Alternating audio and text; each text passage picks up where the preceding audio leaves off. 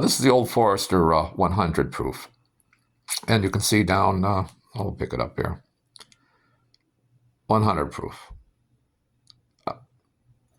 So this is not a bottled and bond, but it is 100 proof. And bottled and bonds all have to be 100 proof. So usually you associate 100 proof with a bottled and bond, which has to be at least 4 years old, 100 proof. But this is just, they do have a bottled and bond.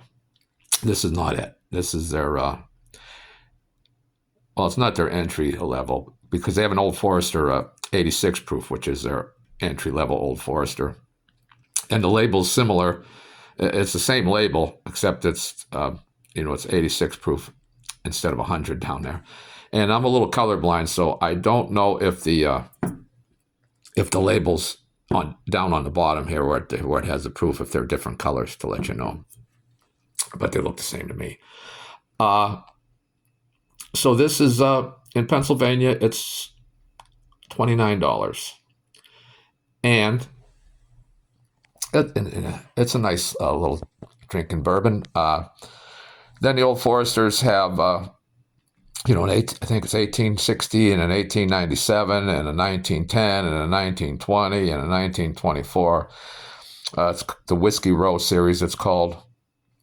And they're all good. And I've had them all in the past. I don't have anything other than this one now because I had a collection and I just went through it. I retired and I just drank up all my bourbon and and now I'm rebuilding it. So I drink a lot less than I used to. Even though I drink daily, I have my one glass and I'm done. Where in the past, especially when I first retired, it was like, I'd have several glasses, and I had to stop that. So if you drink responsibly and never drink and drive, which I never do or ever did. But the flavor's good on it. It's highly recommended by everyone that you watch the videos in the price point. And I do like it. I'll try and keep it on my shelf all the time. It's a little harder for me in Pennsylvania to keep things they aren't always in stock. You got to go hunting for them. Our state is really tough on finding some of the bourbons. Like I can't find Eagle Rare 10, which a lot of people can't, but other states can. Buffalo Trace, can't find that. In other states you can, it's readily available. But occasionally we get some good bourbons and some rare bourbons. This one is a decent drinker.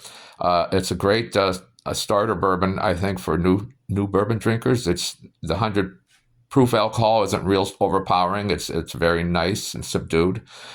I think you'd like it if you tried it. I certainly do. All the bourbons I have and that I drink, I like. I've had only a few bourbons that I didn't care for, and so I just don't buy them again.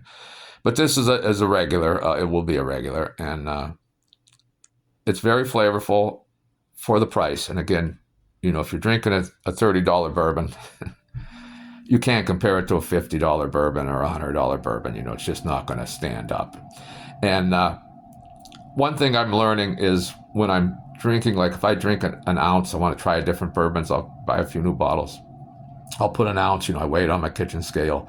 I'll put an ounce in the glass.